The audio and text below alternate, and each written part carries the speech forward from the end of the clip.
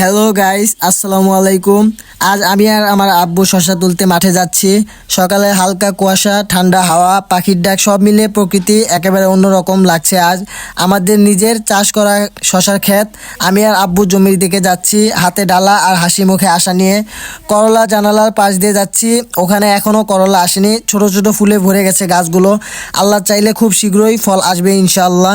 দেখি আমার বড় আব্বু আগেই শশা উঠানো শুরু করে দিয়েছেন। শুক্রবার হাটের জন্য আগে ভাগে তুলছেন তিনি। কি সুন্দর সবুজ সব শশা, একটা একটা করে তুলতে তুলতে মনে হচ্ছে আল্লাহর কি অসীম নিয়ামত।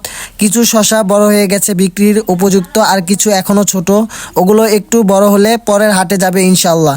আমি পাশে দাঁড়িয়ে আব্বুকে দেখছি, তিনি লতার ভেতরে ঢুকে এক একটা শশা বের করছেন, যেন গুপ্তধন খুঁজে পাওয়ার মতো আনন্দ। আলহামদুলিল্লাহ, এবছর অনেক শশা হয়েছে। আমার আব্বু খুব খুশি, চোখে মুখে তৃপ্তি আর আনন্দের হাসি। আসলে আমার আব্বু অনেক পরিশ্রমী মানুষ। তিনি শুধু শশা না, আরও অনেক রকমের ফসল করেন।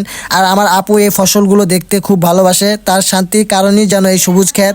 আমিও আব্বুর সাথে সাথেই থাকি, শিখি, সাহায্য করি। আজ আব্বু অনেক মানুষ নিয়ে এসেছেন শশা তুলতে। ক্ষেতের একপাশে সবাই কাজ করছে, হাসছে, কথা বলছে, মনে হচ্ছে এক উৎসবের মতো।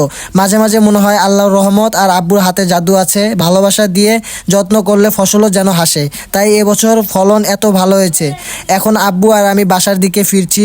বড় আব্বুর হাতে শশা বিক্রির দায়িত্ব দিয়ে যাচ্ছি। পেছনে রইল সবুজ ক্ষেত, আর মনে রইল একটা শান্ত তৃপ্তির অনুমতি। যদিও ভিডিওটা ভালো লাগে তাহলে চ্যানেলটা সাবস্ক্রাইব করো, একটা লাইক দাও আর কমেন্টে জানাও কেমন লেগেছে। সবাই ভালো থেকো, সুস্থ থেকো, আল্লাহ হাফিজ।